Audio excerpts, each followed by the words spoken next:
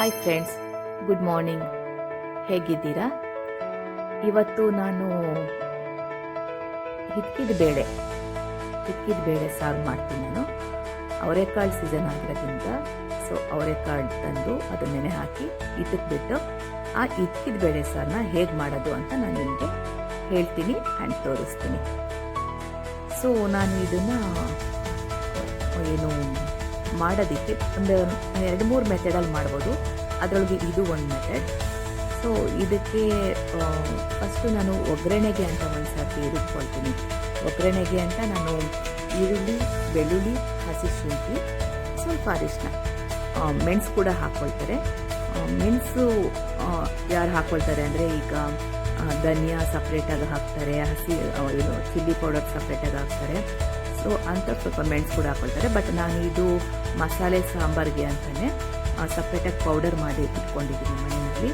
ಅದಕ್ಕೆ ನಾನು ಮೆಣಸು ಹಾಕಿದ್ದೀನಿ. ಹಾಗಾಗಿ ಮೆಣಸು ಹಾಕ್ತಾ ಇಲ್ಲ ನಾನು.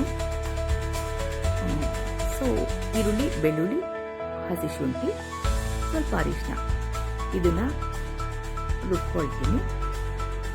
ರುಬ್ಕೊಂಡ್ಬಿಟ್ಟು ಒಂದು ಪಾತ್ರೆ, ಇದು ಪಾತ್ರೆಲಿ ಮಾಡಿದ್ರೆ ಬೆಟರ್. ಯಾಕಂದರೆ ಕುಕ್ಕರ್ಗೆ ಹಾಕಿದ್ರೆ ಇದ್ಕಿರಕ್ಕಲ್ವಾ, ತುಂಬ ಬೆಂದೋಗುತ್ತೆ. ಒಂದೊಂದು ಸರ್ತಿ ಅಂತೂ ಕೈಗೆ ಸಿಗಲ್ಲ, ಸಾಂಬಾರು ಜೊತೆಗೆ ಎಲ್ಲ ಮಿಕ್ಸ್ ಆಗಿಬಿಟ್ಟಿರುತ್ತೆ.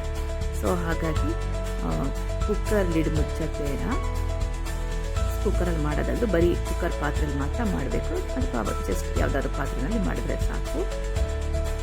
ಈರುಳ್ಳಿ, ಬೆಳ್ಳುಳ್ಳಿ, ಶುಂಠಿ, ಅರಿಶಿನ ಅದಕ್ಕೆ ಸ್ವಲ್ಪ ನೀರು ಹಾಕಿ ರುಬ್ಬಿಟ್ಟು ಕುಕ್ಕರಲ್ಲಿ ಎಣ್ಣೆ ಹಾಕಿ ಆ ಎಣ್ಣೆಗೆ ರುಬ್ಬಿದಂಥ ಪೇಸ್ಟ್ನ ಹಾಕ್ತೀನಿ. ಈ ಪೇಸ್ಟ್ ಸ್ವಲ್ಪ ಫ್ರೈ ಆದ ನಂತರ ಹಿತ್ಕಿರೋ ಕಾಳನ್ನ ವಾಶ್ ಮಾಡಿ ಅದನ್ನು ಹಾಕ್ತೀನಿ. ಕಾಳನ್ನ ಅದ್ರ ಪಾಡಿಗೆ ಅದು ಇಲ್ಲಿ ಹಿತ್ಕಿದ ಕಾಳು ಇದರೊಳಗೆ ಚೆನ್ನಾಗಿ ಫ್ರೈ ಆಗ್ತಾ ಇರುತ್ತೆ. ಈ ಕಡೆ ನಾನು ಮಸಾಲೆಗೆ ನೆಕ್ಸ್ಟ್ ಸ್ಟೆಪ್ ಮಸಾಲೆ ಹಾಕಬೇಕು. ಆ ಮಸಾಲೆಗೋಸ್ಕರ ನಾನು ರೆಡಿ ಮಾಡ್ಕೊಳ್ತೀನಿ. ತೆಂಗಿನಕಾಯಿ ಕಟ್ ಮಾಡೋದಿರ್ಬೋದು, ಮಸಾಲೆಗೆ ಏನೇನು ಬೇಕೋ ಅದನ್ನೆಲ್ಲ ತೆಗೆದು ರೆಡಿ ಮಾಡ್ಕೊಳ್ತಿರ್ಬೋದು, ಅದನ್ನು ಮಾಡ್ಕೊಳ್ತೀನಿ. ಈಗ ಪೇಸ್ಟ್ ಮಾಡ್ಕೊಂಡ್ವಿ ಈರುಳ್ಳಿ, ಬೆಳ್ಳುಳ್ಳಿದು, ಅದೇ ಮಿಕ್ಸಿ ಜಾರ್ಗೆ ತೆಂಗಿನಕಾಯಿ ಮತ್ತು ಮಸಾಲೆ ಐಟಮ್ ಪಲಾವ್ಗೆ ಏನೇನು ಹಾಕ್ತೀವಿ ನಾವು ಆ ಒಂದು ಸಾಮಗ್ರಿಗಳನ್ನೆಲ್ಲ ಸ್ವಲ್ಪ ಹಾಕಬೇಕು. ಚಕ್ಕೆ, ಲವಂಗ, ಮರಾಠಿ ಮೊಗ್ಗು ಒಂದು ಅದು ಹಾಗೇ ಒಗ್ಗರಣೆಗೆ ಹಾಕೋದು ನಡೀತಾರೆ. ನಾನು ರುಬ್ಬಕ್ಕೆ ಹಾಕ್ತೀನಿ, ಇನ್ನೂ ಸ್ಮೆಲ್, ಯಾಕಂದರೆ ಒಂದೊಂದೇ ಹಾಕೋದ್ರಿಂದ ಸ್ಮೆಲ್ ಚೆನ್ನಾಗಿ ಬರುತ್ತೆ. ಮತ್ತು ಫ್ಲವರ್ ಬರುತ್ತಲ್ಲ ಅದು ಕೂಡ ಹಾಕ್ತೀನಿ. ಪಲಾವ್ ಹೂವು ಅದು ಕೂಡ ಹಾಕ್ತೀನಿ. ಇದನ್ನೆಲ್ಲ ಹಾಕಿ ಸ್ವಲ್ಪ ಗ್ರೈಂಡ್ ಮಾಡ್ಕೊಳ್ತೀನಿ.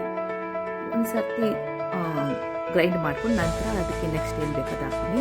ಈ ಕಡೆ ಒಗ್ಗರಣೆಗೆ ಹಾಕಿದ್ದೀವಿ, ಅದಕ್ಕೆ ಒಂದು ಸ್ವಲ್ಪ ಕಸೂರಿ ಮೇಥಿನ ರಬ್ ಮಾಡಿ ಹಾಕಿದೆ. ಅದು ಚೆನ್ನಾಗಿ ಫ್ಲೇವರ್ ಕೊಡುತ್ತೆ ಅಂತ ಅಂದ್ಬಿಟ್ಟು. ಮತ್ತು ಈ ಕಡೆ ರುಬ್ಕೊಳ್ಳೋದಕ್ಕೆ ಒಂದು ಸ್ವಲ್ಪ ಕಡಲೆ ಹಾಕ್ತೆ, ಟೊಮೊಟೊ ಹಾಕ್ತೆ. ನಂತರ ನಾನು ಹೇಳಿದೆ ಅಂತ ನಿಮಗೆ, ನಾನು ಪುಡಿ ಮಾಡಿ ಪೌಡರ್ ಇಟ್ಕೊಂಡಿದ್ದೀನಿ ಮಸಾಲೆ ಸಾಂಬಾರಿಗೆ ಅಂತಲೇ ಪೌಡರ್ ಮಾಡಿ ಇಟ್ಕೊಂಡಿದ್ದೀನಿ ಅಂತ. ಆ ಪೌಡರ್ನ ಸಾಂಬಾರಿಗೆ ಎಷ್ಟು ಬೇಕು ಆ ಅಂದಾಜಿನಲ್ಲಿ ನಾನು ಹಾಕ್ತೆ. ಆ ಮಸಾಲೆ ರುಬ್ಬಿರೋದನ್ನ ಇಲ್ಲಿ ಫಸ್ಟ್ ನಾವು ಒಗ್ಗರಣೆಗೆ ಹಾಕ್ತಿದ್ವಿ, ಆ ಹಿಟ್ಟಿದ ಕಾಳಿಗೆ ಹಾಕ್ಬಿಟ್ಟು ಅದಕ್ಕೆ ನೀರೆಷ್ಟು ಬೇಕು ಅಷ್ಟನ್ನು ನಾನು ಇವಾಗ ನಾವೇನಕ್ಕೆ ಮಾಡ್ಕೊಳ್ತಾ ಇದ್ದೀವಿ. ನಾನು ಸ್ವಲ್ಪ ತೆಳ್ಳಗೆ ಮಾಡ್ತೀನಿ, ಯಾಕಂದರೆ ನಾನು ಇವತ್ತು ಇಡ್ಲಿಗೋಸ್ಕರ ಮಾಡ್ತಿರೋದು. ಗಟ್ಟಿಗೂ ಮಾಡ್ತಾರೆ, ನಾನು ಸ್ವಲ್ಪ ತೆಳ್ಳಗಿದ್ರೆ ಮಧ್ಯಾಹ್ನಕ್ಕೆ ಅನ್ನಕ್ಕೂ ಅದೇ ನಡೆಯುತ್ತೆ ಅಂತ ಅಂದ್ಬಿಟ್ಟು ನೀರು ಹಾಕ್ಕೊಳ್ತಾ ಇದ್ದೀನಿ. ನಾನು ಎಷ್ಟು ತೆಳ್ಳಗೆ ಅಷ್ಟಕ್ಕೆ. ಈ ಮೆಥಡಲ್ಲಿ ನೀವು ಒಂದು ಸರ್ತಿ ಟ್ರೈ ಮಾಡಿ, ತುಂಬ ಚೆನ್ನಾಗಿರುತ್ತೆ. ಎಷ್ಟು ಬೇಕಷ್ಟು ನೀರು ಹಾಕ್ಕೊಂಡು ಅದಕ್ಕೆ ರುಚಿಗೆ ತಕ್ಕಷ್ಟು ಉಪ್ಪು ಹಾಕ್ಕೊಂಡು ಚೆನ್ನಾಗಿ ಕುದಿಸಿದ್ರೆ ಕಾಳು ಬೇಯೋವರೆಗೂ ತುಂಬ ರುಚಿಯಾದ ಹಿಕ್ಕಿದ ಬೇಳೆ ಸಾಂಬಾರು ರೆಡಿಯಾಗುತ್ತೆ. ಈ ಮೆಥಡಲ್ಲಿ ನೀವು ಟ್ರೈ ಮಾಡಿ ಹೇಗೆ ಬಂತು ಅಂತ ಅಂದ್ಬಿಟ್ಟು ನನಗೆ ಕಮೆಂಟ್ ಮಾಡಿ. ಪ್ಲೀಸ್ ಸಬ್ಸ್ಕ್ರೈಬ್ ಮಾಡಿ, ಲೈಕ್ ಮಾಡಿ, ಶೇರ್ ಮಾಡಿ.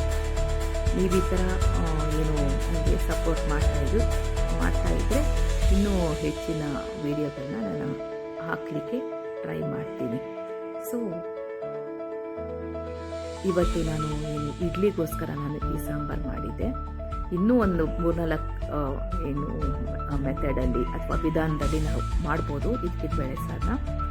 ಮಾಡುವಾಗೆಲ್ಲ ನಾನು ಡೈಲಿ ಏನೇನು ಮಾಡ್ತೀನಿ ಅದನ್ನೆಲ್ಲ ನಾನು ಹಾಕಲಿಕ್ಕೆ ಟ್ರೈ ಮಾಡ್ತೀನಿ. ಸೊ ಅದರಿಂದ ನೋಡಿದವ್ರಿಗೂ ಹೆಲ್ಪ್ ಆಗ್ಬೋದು. ಬಟ್ ನಾನು ಹಾಕಬೇಕು ಅಂದರೆ ಲೈಕ್ ಮಾಡಬೇಕು, ಸಬ್ಸ್ಕ್ರೈಬ್ ಮಾಡಬೇಕು, ಶೇರ್ ಮಾಡಬೇಕು. ಸೊ ಇನ್ನೂ ಹೆಚ್ಚೆಚ್ಚಿನ ವಿಡಿಯೋಗಳನ್ನ ನಾನು ಶೇರ್ ಮಾಡ್ತಾ ಇರ್ತೀನಿ. Thank you so much.